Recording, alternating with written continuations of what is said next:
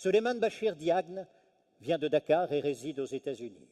Il est professeur de philosophie et professeur également d'études francophones à l'Université de Columbia. Et lorsqu'il est de transit à Paris, c'est juste pour discuter avec ses compagnons et camarades de promotion de l'École normale supérieure. Puis-je vous demander d'accueillir Souleymane Bachir Diagne. Merci. On va où? On va au deux. Merci infiniment. Merci à l'APM de me faire cet honneur de me trouver aujourd'hui sous ce qui est probablement la plus grande tente du monde. Mon propos tient en un seul mot, et ce mot est Ubuntu. U-B-U-N-T-U. C'est un mot des langues bantoues, on le trouve dans toutes les différentes langues bantoues. Vous l'aurez compris, je viens de Dakar, de New York, de Paris souvent, donc je ne suis pas bantou. Et pourtant, ce mot, nous le connaissons.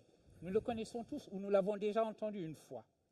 Parce que ce mot comporte la leçon que nous devons à l'Afrique du Sud de Mandela et de Desmond Tutu, l'Afrique du Sud d'après l'apartheid, l'Afrique du Sud d'après les Bantoustans, les murs construits pour séparer les humains.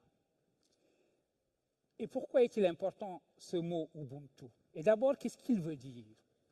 Une traduction la plus littérale possible serait de dire qu'il signifie faire humanité ensemble, réaliser notre humanité dans la réciprocité. Je suis humain parce que tu es toi-même aussi une humaine. Eh bien, Ubuntu a été utilisé en Afrique du Sud pour dépasser la situation de l'apartheid et toutes les atrocités qui avaient été commises. Si vous vous en souvenez, si vous vous reportez dans les années 90, au début des années 90, le mot a été employé pour fonder la commission Réconciliation et Vérité qui avait été créée pour connaître des atrocités de l'apartheid, connaître la vérité, mais connaître la vérité en vue de la réconciliation. Non pas la vérité pour la punition, non pas la vérité pour le châtiment, mais la vérité pour sortir de la situation en quelque sorte par le haut, dans la visée de la création d'une nation arc-en-ciel, comme l'Afrique du Sud s'est appelée. Autrement dit, il s'agissait toujours de réaliser ce qui s'était passé, de comprendre ce qui s'était passé, mais avec la volonté de faire Ubuntu, de faire humanité ensemble pour dépasser le cycle mortel de la violence et de la vengeance. Alors pourquoi je vous parle de l'Afrique du Sud à propos d'un sujet que j'ai proposé sous le titre « Habiter la Terre ensemble ». C'est parce que, au-delà de la considération de l'Afrique du Sud, ce mot Ubuntu, l'exigence Ubuntu, est une exigence universelle qui s'adresse à notre temps aussi, qui s'adresse à nous aujourd'hui, à un moment où il s'agit de détruire des murs qui séparent les humains d'eux-mêmes et de leurs prochains, qui les séparent de leur propre humanité, et donc il faut mettre en place à nouveau Ubuntu contre les crispations identitaires, les ethnonationalismes qui construisent des murs pour enfermer chacun à nouveau dans son bantoustan, pour évoquer le vocabulaire de l'Afrique du Sud de l'époque. La montée des ethnonationalismes est une crise majeure de notre temps et cette crise exige Ubuntu. Ubuntu constitue également une réponse à une autre crise majeure de notre temps, la crise de l'environnement, celle dont Thierry vient de parler. Je viens d'un pays, les États-Unis, où les désastres coup sur coup, qui en ont Harvey et Irma, ont fait prononcer aux plus obstinés des climato-sceptiques ce constat qui a été fait il y a quelques jours par le sénateur John McCain, disant, je le cite, « Il se passe des choses sans précédent avec le climat dans le monde et il est important de se rendre compte qu'il y a changement climatique. Ceci était un grand changement parce que ce n'était pas le langage habituel des républicains que de parler ainsi. Ce n'est pas le discours habituel du Parti républicain, c'est déjà commencer à marcher vers Ubuntu. Pourquoi Ubuntu? Parce que c'est ce qui nous dicte notre devoir aussi de prendre soin de la terre, de procéder à ce qu'un philosophe aujourd'hui oublié, qu'on devrait retrouver, le père Théard de Chardin, appelait une humanisation de la terre. Voilà donc les deux points de mon propos. Ubuntu contre l'ethnonationalisme et Ubuntu pour l'environnement. Quand j'ai proposé ce sujet de réflexion, il y a déjà plusieurs mois, je ne m'attendais pas à voir l'ethnonationalisme porté à son paroxysme comme il l'a été récemment dans le pays où je vis, aux États-Unis, comme il l'a été dans cette ville universitaire de Charlottesville. Les événements qui se sont déroulés dans ce campus de Charlottesville ont manifesté d'une manière absolument outrancière, paroxystique si vous voulez, ce vers quoi pointent les ethnonationalismes. On peut être sidéré de voir qu'en 2017, dans une ville universitaire, de jeunes nazillons peuvent défiler en portant des torches, des flambeaux et en proclamant « Blood and Soil » comme dans les années 30 et autres slogans fascistes, ou de voir le Ku Klux Klan se sentir une nouvelle jeunesse, se sentir des ailes. Ce sont là, on va dire, des aspects grotesques. On pourrait considérer qu'il s'agit là d'aberrations, et c'est vrai. Même quelqu'un comme Steve Bannon, représentant de l'alt-right, a considéré que ces gens qui défilaient étaient au bout du compte simplement des clowns. Certes, c'était des clowns. Certes, c'était une aberration. Mais cette aberration était aussi simplement la puissance maximale de quelque chose de malheureusement bien plus répandu et bien plus diffus, dont il faut que nous tenions compte, qui est ce que j'ai appelé jusqu'à présent l'ethnonationalisme, évitant le mot de populisme qui me semble un peu trop noble puisqu'il comporte la notion de peuple pour désigner ce qu'il faudrait appeler soit un tribalisme, soit un ethnonationalisme. Et c'est contre cela qu'il s'agit aussi de faire Ubuntu, de faire humanité ensemble, de considérer que la notion d'humanité en général a un contenu au-delà de la réalité de la tribu et qu'il n'est pas un mot vide. Humanité, c'est le premier universel qu'il faut opposer à tous nos particularismes.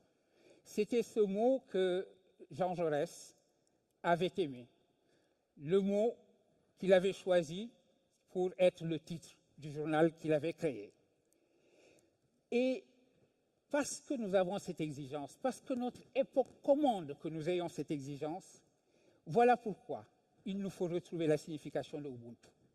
Car les mouvements ethnonationalistes un peu partout menacent de porter au pouvoir ou ont déjà porté au pouvoir, on le sait, ici ou là, des partis et des personnalités qui ont fait du migrant, de celui qui n'est pas d'ici, de celui qui n'est pas de la tribu, l'épouvantail contre lequel ils ont demandé trop souvent à leurs électeurs de se rallier, de faire front commun au nom de l'identité nationale. Ils ont ainsi manqué de peu de faire de cette idéologie délétère, de cette idéologie de la construction des murs, la première idéologie dans un pays, la Hollande, que les philosophes, c'est ma discipline, ont considéré pendant très longtemps la patrie précisément de cette notion d'une humanité en général, la nation protectrice de la tolérance. Un symbole aujourd'hui de ce face-à-face entre le migrant et l'ethnonationaliste, c'est ce bateau que de jeunes Européens d'extrême droite, s'appelant eux-mêmes génération identitaire, ont affrété pour aller faire barrage en Méditerranée aux embarcations de migrants. On se demande s'ils comptent les couler, ces embarcations. Un autre symbole malheureusement très présent est celui de l'épuration ethnique en cours en Birmanie, dont sont victimes les Rohingyas. Ce symbole est particulièrement important, car il montre, d'une part, que les religions, quelles qu'elles soient, peuvent être facilement instrumentalisées par les ethnonationalismes et être transformées en des fanatismes meurtriers. Le bouddhisme, le doux bouddhisme, cette religion dont on avait l'habitude, et à juste titre, de considérer qu'elle était précisément la religion de la douceur, la religion de l'humanité en général, a montré malheureusement dans les circonstances que je viens d'évoquer qu'elle aussi pouvait être une religion instrumentalisable au service des ethnonationalismes pour commettre ce qui est de plus en plus en train d'apparaître comme un crime contre l'humanité, aux grandes dames du Dalai Lama qui ne peut que dire sa tristesse infinie. Ce symbole est important aussi parce qu'il montre comment l'ethnonationalisme fabrique le migrant. D'avoir toujours vécu en Birmanie depuis plusieurs générations ne fait pas perdre aux Rohingyas, aux yeux de l'ethnonationalisme bouddhiste birman, leur statut d'éternels errants, d'éternels migrants, de gens qui sont toujours d'ailleurs et donc restent à jamais, éternellement d'ailleurs. Charlottesville, les Rohingyas sont des cas extrêmes, mais l'ethnonationalisme, malheureusement, est diffus et répandu, qui se fonde sur la notion que ne peut être réel que la tribu, ceux qui me ressemblent, ceux qui sont immédiatement les miens, alors que l'humanité en général, ma foi, c'est une abstraction pour philosophes. Ubuntu, c'est justement l'affirmation contre ce faux premier de la tribu que l'humanité, en vérité, est première et qu'elle doit fonder une politique de l'hospitalité à une époque comme la nôtre où nous vivons la crise migratoire la plus importante, tout le monde le dit, depuis la Seconde Guerre mondiale. Évidemment, il faut reconnaître, avec le philosophe Bergson, que le sens de la tribu est primaire, primitif, parce que c'est notre instinct. Nous n'avons pas d'instinct de l'humanité. Nous avons l'instinct de ce qui nous entoure. Un grand philosophe français disait préférer ses filles à ses nièces à ses cousines, etc. Eh bien, cependant, il est possible de considérer que la valeur qui nous meut, ou celle qui doit nous mouvoir, celle qui correspond à Ubuntu, n'en est pas moins réelle. Bergson le disait, nous avons quand même deux sources importantes pour l'idée d'humanité en général, même si celle-ci, encore une fois, n'est pas instinctuelle ou instinctive. La première source, c'est la raison philosophique, la raison que nous avons en partage. Il suffit de raisonner pour trouver en soi l'idée que l'humanité est chose réelle. La deuxième source de Bergson, c'est la religion. Et la religion, de ce point de vue, fait même mieux que la philosophie. La philosophie a besoin de médiation. La religion, parce qu'elle est d'abord émotion, peut se répandre, comme dit Bergson, comme incendie, et c'est elle qui nous enseigne que mon prochain n'est pas forcément mon proche. J'ai parlé tout à l'heure de religion manipulée, qu'on transforme en fanatisme meurtrier. Je viens de parler de la religion comme source possible, source la plus puissante possible de notre idée d'humanité en général, d'Ubuntu. On le voit, la religion peut être le remède au poison qu'elle peut aussi malheureusement être. Elle est ce que les Grecs appelaient pharmakon, le mot qui a donné pharmacie, c'est-à-dire à la fois le poison et peut-être le remède également au poison qu'elle peut constituer. Ubuntu pour faire humanité ensemble. Maintenant, je voudrais parler de Ubuntu pour l'environnement. Je voudrais placer le nécessaire combat pour la protection de l'environnement sous le signe d'Ubuntu ou d'une humanisation de la Terre pour exprimer cette idée que l'humain ne se réalise pleinement comme ce qu'il a à être que s'il accède aussi à la conscience de sa responsabilité envers la nature, de son devoir de mener cette politique d'humanisation de la Terre. J'entends cela comme signifiant le devoir et la responsabilité de l'humain d'agir en fonction de la compréhension que la nature m'est confiée, j'en suis dépositaire, à la fois pour elle-même et également pour les générations qui vont en hériter de moi. Cela m'interdit par conséquent de considérer la nature comme simple ressource naturelle et de me considérer, moi, humain, comme maître et possesseur de cette nature, selon une parole qui a fondé notre modernité philosophique. Et puisque je viens de parler de la religion, c'est le moment de rappeler en quoi celui qui est probablement une des plus grandes consciences de notre temps, le pape, c'est sa fonction, est engagé dans cette notion que l'humanité n'est elle-même que si elle est également protectrice de la nature. On peut évoquer, au-delà du pape, en passant, la mobilisation des religions en général pour un humanisme écologique, dont une manifestation a été, par exemple, le forum qui s'est tenu en novembre 2016 et qui a vu des guides spirituels appartenant à diverses confessions, des chrétiens, des bouddhistes, des sikhs, des musulmans, etc., appeler leur communauté à s'investir dans la tâche urgente de sortir d'une ère qui était celle des énergies fossiles pour entrer dans l'ère qui est celle des énergies renouvelables. Cette mobilisation des religions, au fond, repose sur l'anthropologie qui est constitutive de la religion en général, en tout cas des religions monothéistes que je connais mieux, en tout cas de la religion islamique qui est celle que je connais encore mieux.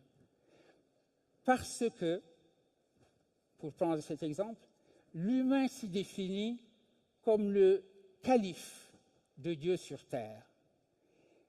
Calife de Dieu sur terre, la traduction de ce mot calife qu'on trouve un peu partout, malheureusement, le mot de califat est aujourd'hui bien galvaudé. Calife de Dieu sur terre, calife c'est le lieutenant, celui qui tient lieu d'eux.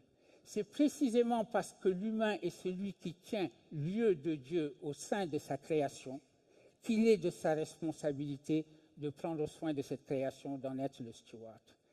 Et la raison pour laquelle cela a encore la signification d'Ubuntu, et ça va être mon dernier mot, c'est que précisément, pour comprendre que nous ne sommes pas un empire dans un empire, que nous ne pouvons pas saccager la nature, il n'est pas besoin de dissoudre l'humanité comme certains sont tentés de le faire aujourd'hui en disant l'être humain n'est qu'un vivant parmi les autres. Au contraire, il faut affirmer cette humanité, mais l'affirmer comme Ubuntu. Et ce sera mon dernier mot. Je vous remercie infiniment.